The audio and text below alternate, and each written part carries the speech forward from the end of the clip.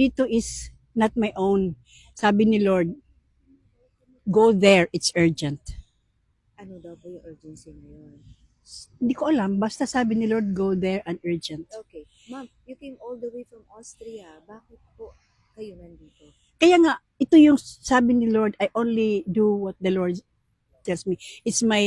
I chose to walk with the Lord.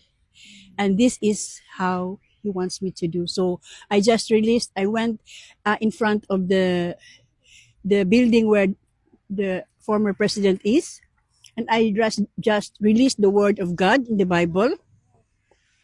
And this is what He wants me to do. And then, Alright. Ma'am, sorry. Matanong ko lang. How young are you?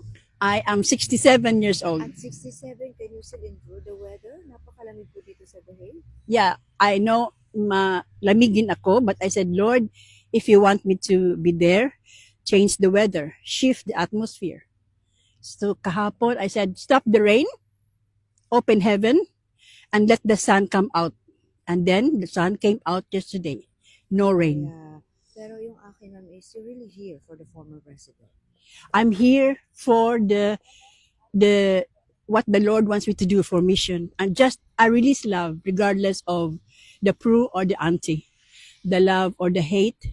I choose love. I choose God. I choose forgiveness.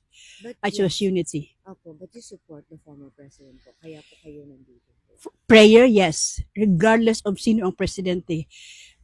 I spend times, minsan hindi natutulog just praying from the president, senators, congressmen, all the national and local officials. I'm praying for the Philippines. Alright. Ma'am, did you listen? Were you able to watch po yung naging hearing kahapon? Yes, Dun I sa was there. akusasyon? Ano masasabi po ninyo sa akusasyon sa dating Pangulo? So this is my point.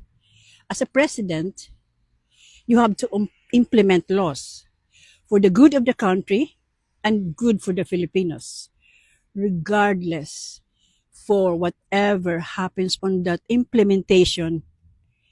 The intention is for the good and for the good of the country and the Philippines.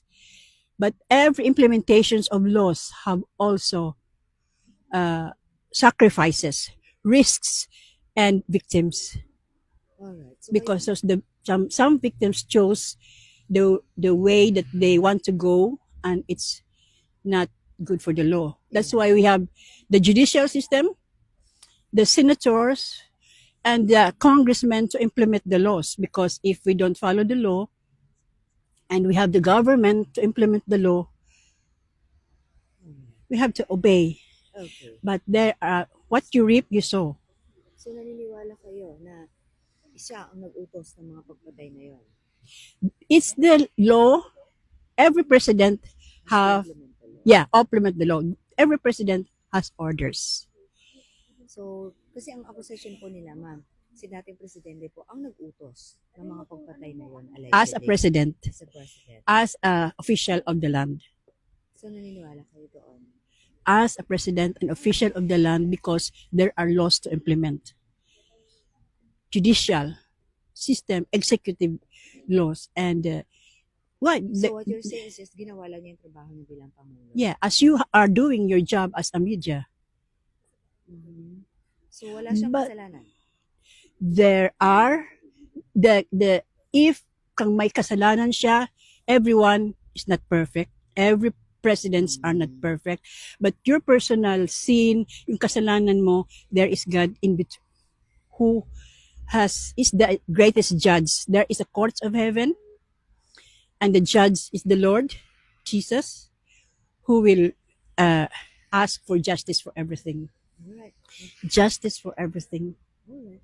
And I love the Filipinos, and I ask for forgiveness, even for the victims, even for those who are suffering, who had suffered, even for the former president suffering. I ask for forgiveness for what is happening to them.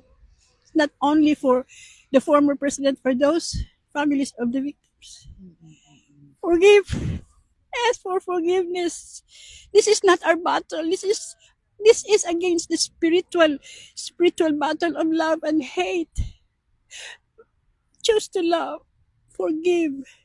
It's only God who will judge, and God loves the Philippines and the Filipinos. It's His plans for the Philippines and the Filipinos to prosper, to restore honor to the Philippines. Only we have to be restored personally, yet everyone individually be restored in your heart, in your soul. Are you asking for forgiveness for the family of the victims on behalf of the president, of the former president? As a Filipino, I am representing the Filipinos and the sins of the Filipinos. So, I ask for forgiveness, Lord, and forgive to the Filipinos. Forgive. Forgive the Philippines. Forgive the so Filipinos. you want the victims just to, I mean, the families of the victims just to forgive the former president. Is that it? I ask for forgiveness. It's their choice to give or not. But for me now, because I dreamed, June 3, I dreamed. And on that dream, I dreamed that the former president was already freed, went home. And I was in a group of people, and I was stooping down there, my head, everything there, flat on the floor, and asked for forgiveness. And I know this is the time that the Lord wants me to be here, and I say, forgive. Forgive the Filipinos, those who are involved, those who are victims, the families, and everybody, the Filipinos.